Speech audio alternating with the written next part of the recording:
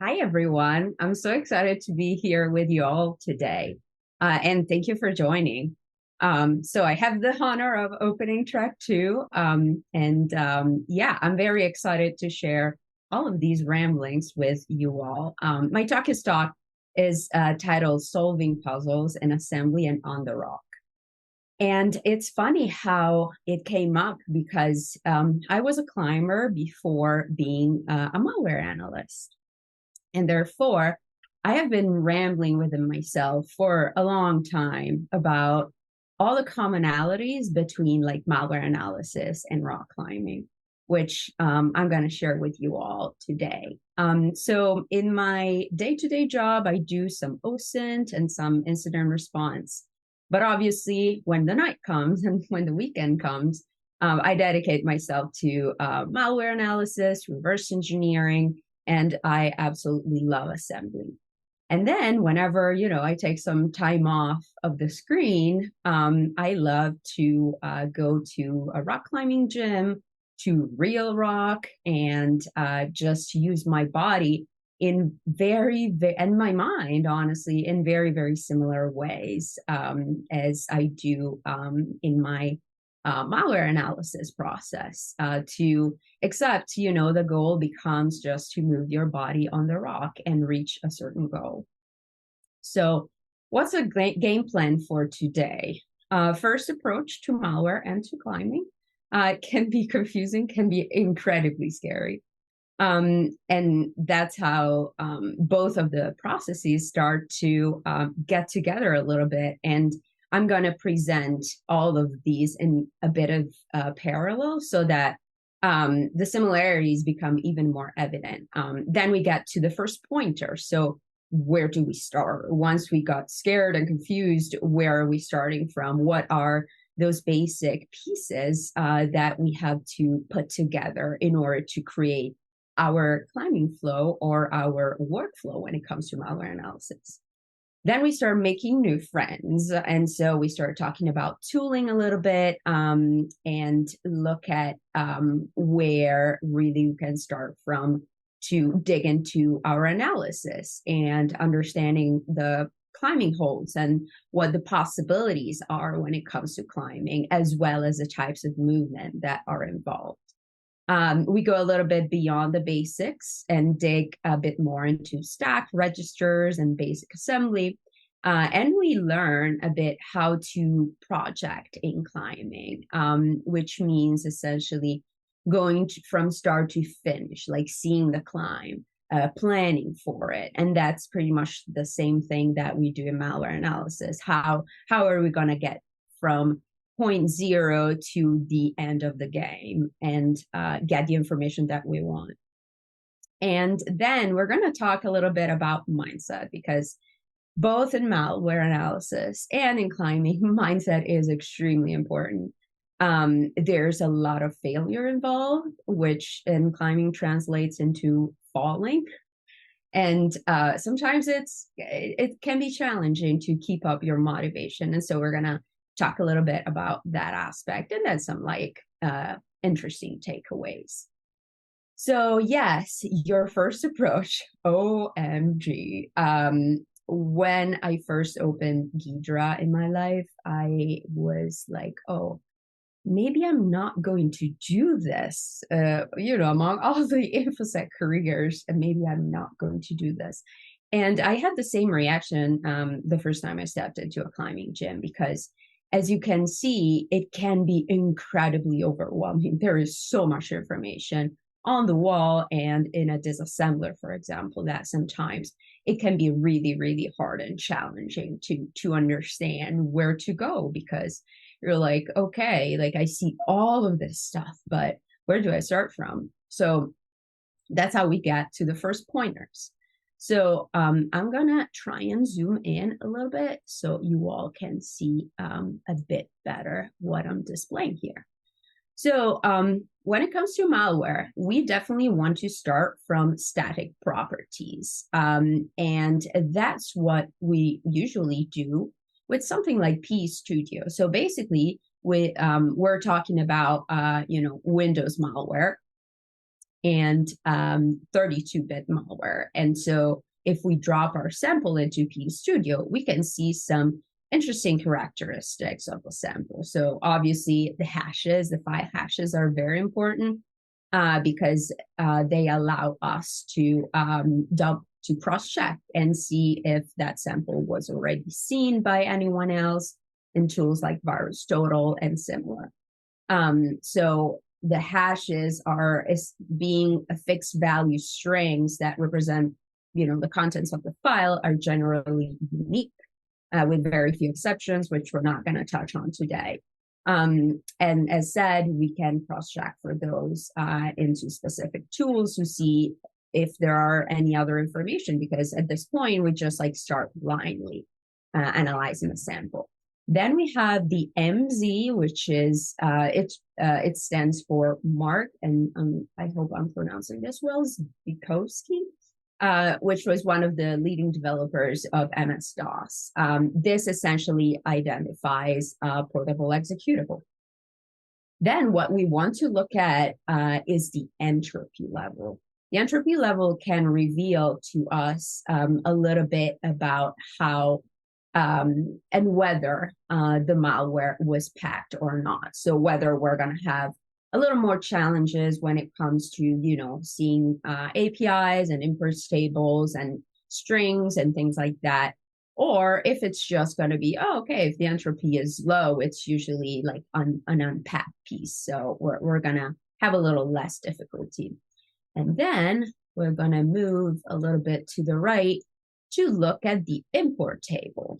Now, the import table is probably the most important piece, or at least for me in my analysis, is the most important piece of the puzzle, because it really tells me where I should start from over the next steps. So what it contains is essentially API calls, API application programming interface, and it's the way that the piece of malware interacts with the operating system. And so this can tell us a little bit about where to go next, about where do we find the hook to really start our analysis, because these APIs are all, or most of them, I should say, are well documented on the Microsoft website. So we can just, do a quick search, and we will find out everything. So like what kind of parameters they get, what kind of return values we should expect based off of whether, the function call succeeded or not. So this, to me, is usually the biggest piece of information that I gather from static properties analysis. And again, this is PStudio. Obviously, there are a number of other tools that you all can use and check for, but we're going to stick to this for now. And then another piece of information that we can find within PStudio is information about sections. And this, I'm going to zoom in a little bit. Again, it is very important when it comes to packing, because we can look at the difference between raw size and virtual size. So raw size is essentially the size on disk of the executable, and virtual size is the size of the piece in memory. So if these two sizes differ by a lot, then it's most likely that the sample is packed. And so it's going to be a little more challenging. Most likely it is going to have a very small import address table. We can also, look at the section hash, which also gives you a little more insights into, whether that piece of code has been reused in other pieces of malware. Now we switch gears and we go to the first pointers in climbing. So where do we start when we see, after we've seen that crazy wall with a lot of different colors and things? So straight arms. And I should say, this is my significant other, and he graciously posed for a lot of these pictures. So when we start a climb, or when we start thinking about how to climb a piece of rock or plastic, we should start really focusing on using big muscles, because what we want from climbing is efficiency. So we want to essentially get the best result with a minimum effort and rely on the big muscles. So shoulder muscles when it comes to upper body, and a lot of like leg muscles when it comes to like pushing our body up.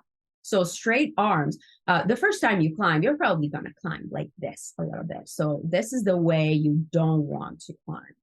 And when it comes to, when you start progressing, then you understand how much easier it becomes if you just keep your arms straight. So that is climbing 101. Again, your body is going to feel the difference, like greatly, I can assure you. If you want to try climbing and you go to a gym, just grab random holds, which as climbers we call rainbow holds when you're not sticking to a specific color, and try hanging onto them with your arms bent as opposed to with your arms straight, and you are going to feel the difference, trust me. And then after that, what we want to focus on is feet. So sticky feet is also the name of the drill that is very popular, especially for beginner climbers. So this is what you don't want to do. As you see, this person is putting their foot on the hold, but not in a stable manner. They kind of like put it on and then readjust it, and it's kind of like bouncy and everything. This, especially in the long run, and especially as your climb gets harder, it becomes really challenging. It becomes a lot of work to having to readjust your body every time like that. And that, is the same when it comes to arms and hands. The least you can readjust, the better it is for your efficiency and your flow. This is the right way to do it. This is really what we want to achieve when it comes to climbing, especially when it comes to overhang climbing, which is what's happening in this case. He is climbing on a 45-degree overhang, and you see that the foot kind of like sticks to the hold, and then it pivots to one side or the other, because he's basically working with his hips in order to get closer to the wall and to reach the next hold. So once we complete and we have an idea of these basic techniques, we can take a step further and start making new friends. And in this case, it's like malware analysis friends. So one of them that I really love to use is Procmon. Procmon is a beautiful, beautiful tool that we can use when we do behavioral analysis. So essentially, when it comes to behavioral analysis, once we have, the first pointers, we are very careful about offset. So we make sure that our lab is set up properly and you have all the proper, offset measures in place. And then we detonate the malware. We are going to be looking for two types of things when we do that: host-based indicators and network-based indicators. Host-based indicators are obviously on the endpoint and can be, files created, registry keys, processes, a collection of persistence mechanisms, everything that can be on the host and can reveal the presence of malware or, in this case, the behavior of the piece. Procmon is a wonderful tool that essentially shows you in real time all the changes to the file system, to the registry, process and thread creation activities, and things like that. So, I'm not going to zoom in because this was just like an example of what running Procmon can look like. It is overwhelming. It is a lot of information. So this is a very useful recording tool for all those events. But then what we want to look at, for example, is a process tree, part of also Pokemon.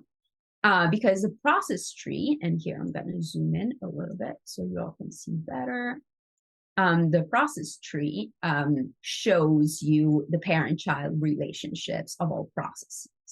So this is going to give you a lot more insights into the processes that were created, what process on what else, and the order of execution. It's also interesting to look at the lifetime column in this case. And this shows you in a graphical format a little bit of the length of each process. So for example, here, I detonated the sample called sample2.exe, and I can see here that it actually spawned for a second a different process, but then it kind of like died right away. So the lifetime column can tell us a little bit more about that. And then we can move forward. And so basically, what we can do when it comes to Procmon is record the malware activity when we detonate it, and then we can visualize it with a tool like ProcDot, which I really, really like, because first of all, Procmon filters are pretty tricky to deal with. And therefore, having a tool that just like maps out everything and most of the activity, at least, that Procmon shows you, it was pretty cool. So when I found out this tool, I'm like, I'm never going to give this up. And let me zoom in a little bit. So here you can see a little bit of everything that happens. So a file, this is obviously like your first process. This is your sample here, bbot.exe. And then this sample gets to create a file and drop it in this folder, vrbconfig.tmp. And then there's a collection of registry keys, especially there is up here an auto start. So I'm like, interesting. Could that be a persistence mechanism? So yeah, basically with ProcDot, we can really have a good idea, a little more in depth of what the malware does. And we can obviously, make notes of all of that and consider them indicators of compromise. Then we can move forward to network-based indicators. So at the same time as we fire up our malware in one side of the lab, we can also run tools like Wireshark to capture network-based indicators, so like communications activities. We want to capture full packets with Wireshark so that we can really dig deeper into packet content and everything. It's not obviously the only network tool that we can use. We could use Fiddler, for example. We could use even Burp Suite to capture HTTP communications and things like that. But Wireshark is usually a good base to start from. And so when we look at a little bit of a packet capture, in this case, we're looking at a DNS query. And we can see that samples that I showed you before in ProcDot is actually sending a DNS query and trying to, find out where this domain is located. And right after that, it is actually sending a GET request. So we're going to see a DNS request and an HTTP request down here. And the full URI down here with everything that, interestingly enough, gets sent through that request.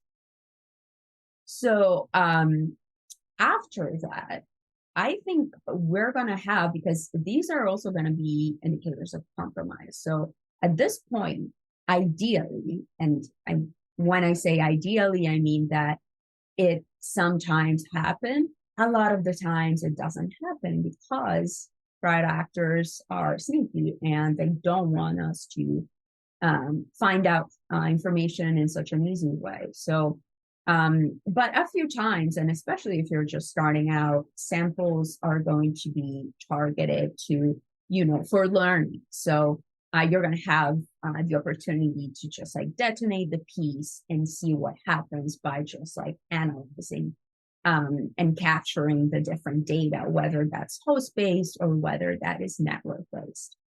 Another option that we have is emulation. So this is another tool that I really like. It is called Kappa. And I believe it was created by the Flare team, but don't quote me on that. So Kappa is a Linux tool that detects capabilities in executable files. So essentially, it works with all types of executables or even shellcode. And it tells you what it thinks that the program can do.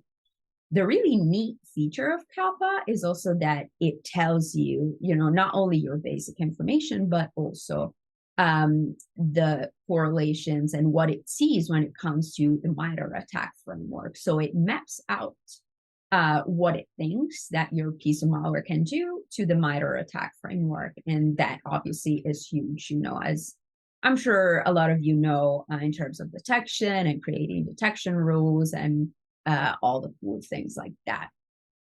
We also have for Kappa a verbose option that is going to dig even deeper and tell us even in more detail what kind of things this piece of malware is doing. So it's like connecting to a certain HTTP address, as well as setting command line arguments, deleting files, creating files, and it's going to get down to the real details of all of that.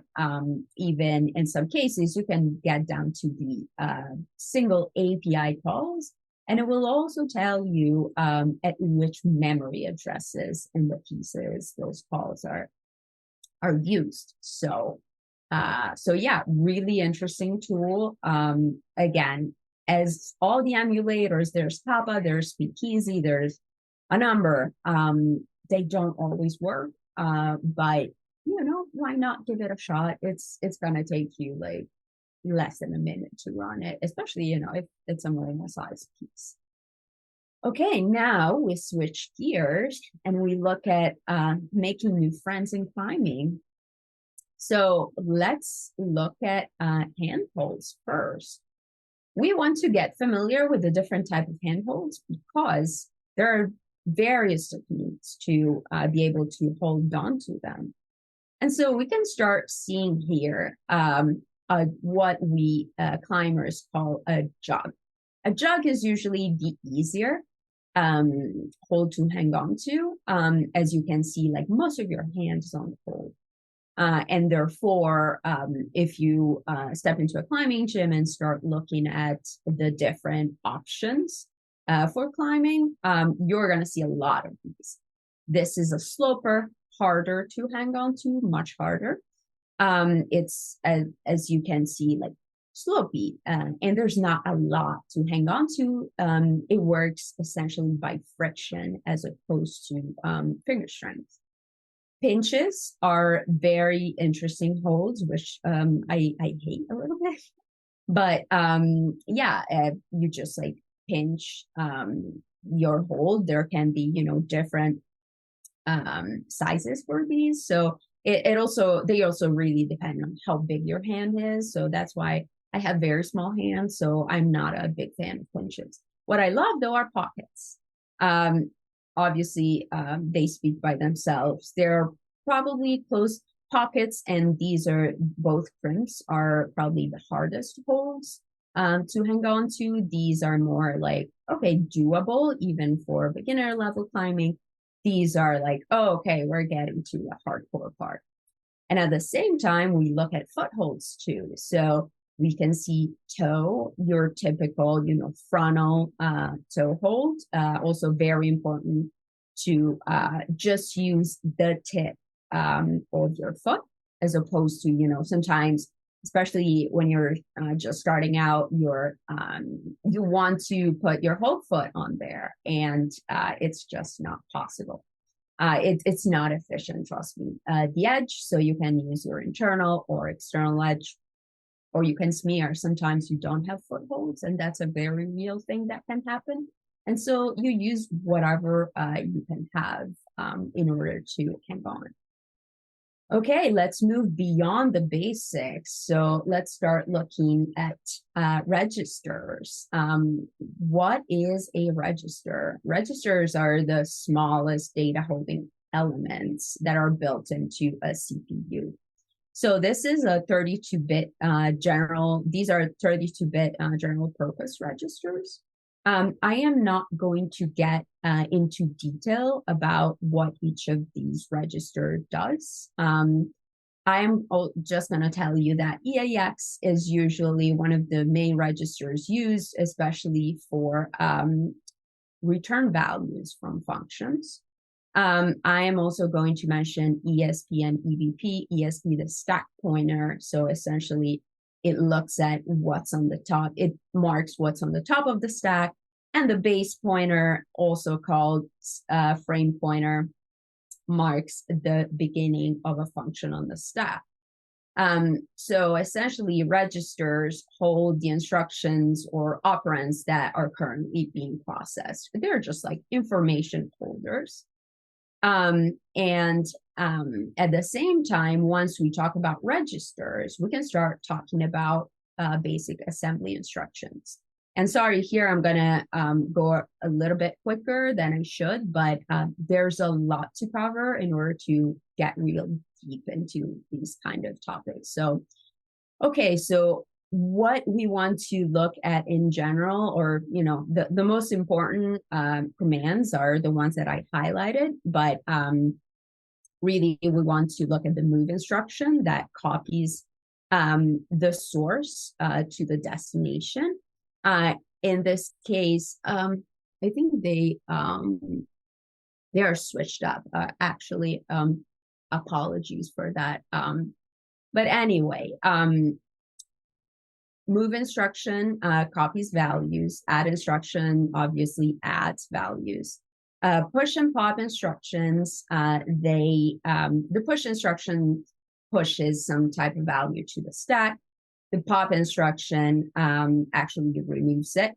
And then we have the more complicated ones, the comparisons, conditionals, and jumps. So sorry to go real quick here, but there's a lot to cover. And I'm going to tell you the meaning of each instruction once we get to really look at a piece of assembly.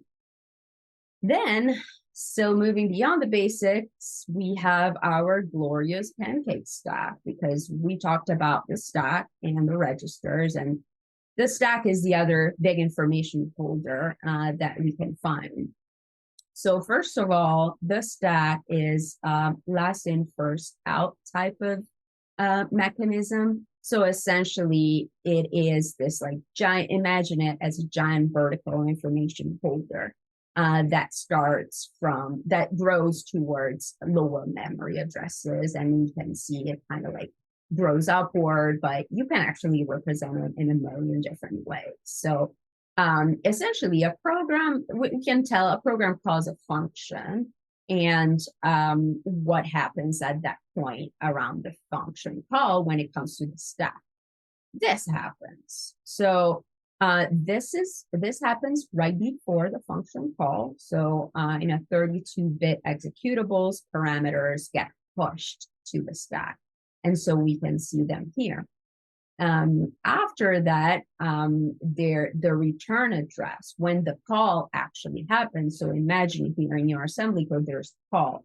And the return address, which is the memory address immediately after your call instruction gets pushed here. And then on top of that, this is the result of part of the function prologue. So push, it's in assembly, you will see in the function a push EBP instruction. And this will mark the stack frame. So the portion of the stack that is assigned to that specific function. And then consequently, a number of local variables, as many as the function needs, are going to also be pushed here. And so in the end, you're going to find all of that information on the stack, as well as, you know, your stack pointer, which points to the last information pushed to the stack. Moving on. So once we know about stack and registers, along with the information that we have from our static properties analysis, we can start digging a little bit deeper into assembly code and into validating what we think, what we hypothesize this could happen, looking at our, for example, at the import address table and looking at our data from behavioral analysis. So we start really putting all the pieces together. So for example, in this case, we want to start from the API calls that we found in the through Studio or any other static property analysis tools. So in this case, we had seen regopen key XA. And so the hypothesis that we create is that, hey, maybe this malware creates some sort of persistence mechanism. But at the same time, sorry, I'm going to go back for a second. If we don't know what that API does, as I said, we can look it up on the Microsoft website and see a little bit of type of parameters and what those are in particular. And, oh, sorry, a little bit too zoomed in. What those parameters do, as well as return values that we should expect. So if we don't know what that is, it's pretty easy to just like look it up on Microsoft's reference. So once we have an idea of what we should expect, that's when we dig into the assembly code. And so this is represented in Ghidra, and we can see, so we can open the symbol references and the symbol table, type up the name of the API, and if it finds it, here we go. So we're going to see this, if we double click on this memory address, down here, this is where we're going to land in the disassembler field. So we can clearly see the function call. And at that point, if we looked up what the parameters actually represent, and here Ghidra really helps us look a little bit deeper into what is which and which is which. And we can see that these all get pushed to the stack. And this is a really interesting find. So if we double click on that, it's a string value, we're going to land down here. And here we are, software Microsoft Windows current version run. So this is really what we were looking for.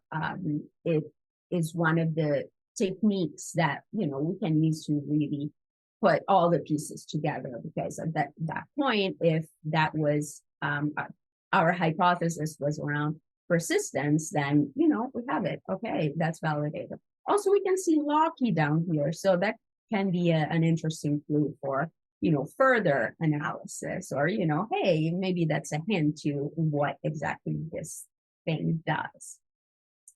All right, now we switch up to climbing, going beyond the basics. So this is yours truly. When we go beyond the basics with climbing, we want to start talking about, again, putting all those pieces together and movement types. So it can be counterintuitive to talk about static climbing and static movement, but it represents it real well when you look at the style of it, because it's slow and steady, and it's a lot about balance and technique. It's normally used when it comes to slab climbing or vertical or near vertical climbing.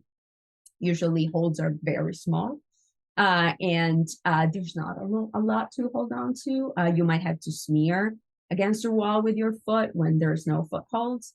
And it is the goal here is precision and yeah, very slow movement.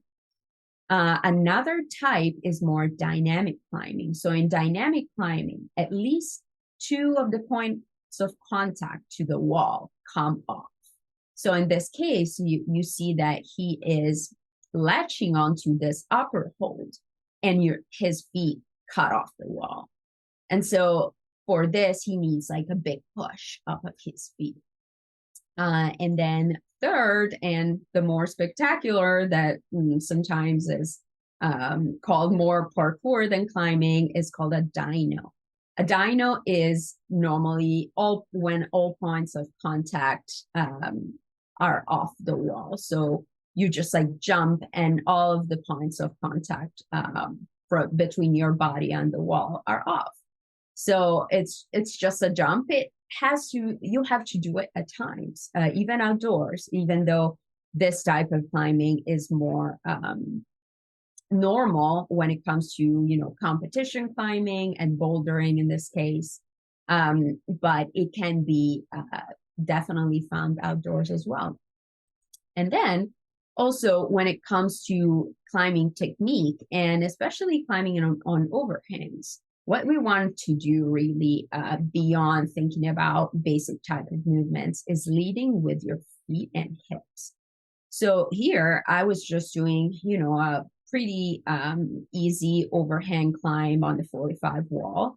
And if you can notice, I just try and use my feet a lot because it's a lot of work for my upper body to go up the wall like that. And so I use a foot, I pivot on the foot, and I use my hip to like carry a lot of my weight on. Reason why it is incredibly important to have decent core strength when you want to do something like this.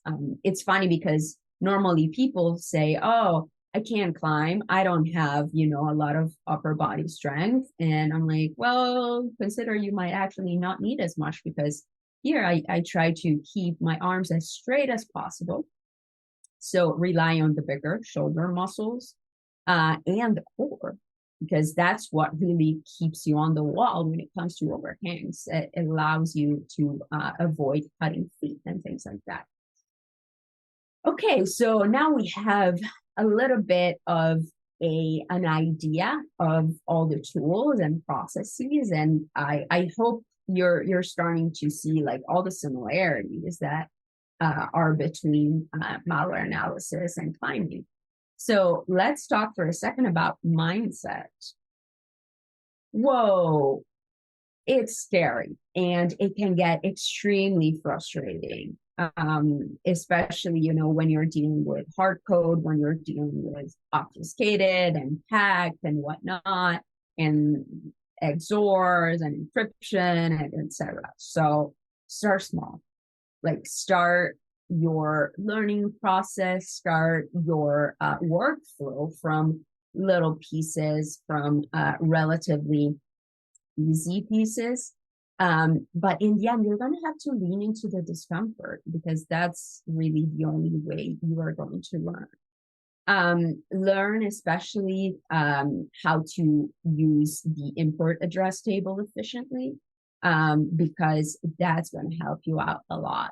And learn how all those APIs intersect between each other and how they work together in order to create the malware behavior. And listen, if necessary, just quote unquote step into everything. We have not seen debuggers because I figured it would be way too much of a talk. I feel like it was already a bit of a stretch to dig into, registers and stack. And I hope I gave people enough information about that, but definitely feel free to hit me up on Slack later if you have any questions. And so if necessary, really go step by step in a debugger, figure that all of those tiny pieces out. And ultimately, just like be patient with yourself, because it takes time. It is not an easy process, and it takes quite a bit of time. And the mindset in climbing, falling, there's a lot of that. There's a ton of falling and trying again, and again. Like these are actually 3 different attempts that I filmed. And if we go here, so this is how you normally project a move. When you get really stuck onto a move, you just try and get up to it and only try that single move. So you can use obviously like nearby climbs and easier holds, because you really have to focus on that one move and try it over and over and over until you vomit sometimes. No, I don't recommend getting to that point. But the whole point of the question of this type of situation is reframing your mindset from failing / falling to learning. And again, it's a lot about patience, because there are people who naturally maybe tend to give up a little more easier and everything. But if you really want to get to the top of that climb, you've got to keep going. And the same is with malware analysis. And that's how we get to our takeaways, because they are the same takeaways for both. Failing is learning, because every time you quote unquote fail or you fall off the wall, you're actually learning what the wrong approach is. So that is an opportunity for you to readjust your method, your workflow, your everything, and try a new approach. Maybe try a different move. Maybe focus, like literally when you're climbing, focus on your hips. That's the thing that whenever I'm climbing with someone and they're maybe frustrated because they can't get past a certain point, that's what I tell them. Focus on your hips, especially if it's an overhang. There is a 95% probability that that is going to be how you like crack your code when it comes to climbing. Efficiency comes through repetition. So the more you do it, the more you're going to get better at it. And consistency, like don't just go once and then, drop off and, just be like, it's not for me. Like efficiency and success, quote unquote, depending on what we define as success, but honestly, just like fun comes and through repetition. The more you do it, the more you're going to get better at it. And the more consistent you are, the higher you're going to get. You only quote unquote lose if you give up. There's no such thing as like general failure when it comes to malware analysis and climbing. You only kind of like lose a little bit of a battle if you decide to totally give up. But listen, not telling you like keep going until you vomit, like seriously. No. Take your time, like take your time off. Feel what your body and your brain tell you, because again, I'm talking both about malware analysis and climbing. If you need to take a step back from either of the processes, please do, and take a few days off and think about something else, and maybe go do some other fun activities, but then go back to it and keep grinding until you get where you want to get.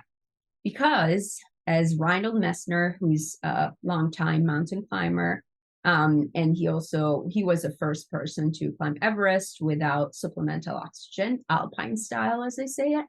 It's always further than it looks. It's always taller than it looks. And it's always harder than it looks. So be prepared, but keep in mind that the best view comes after the hardest climb. And at the same time, the best results in terms of your malware analysis work are going to come after you finally overcome all the challenges from analyzing the hardest samples.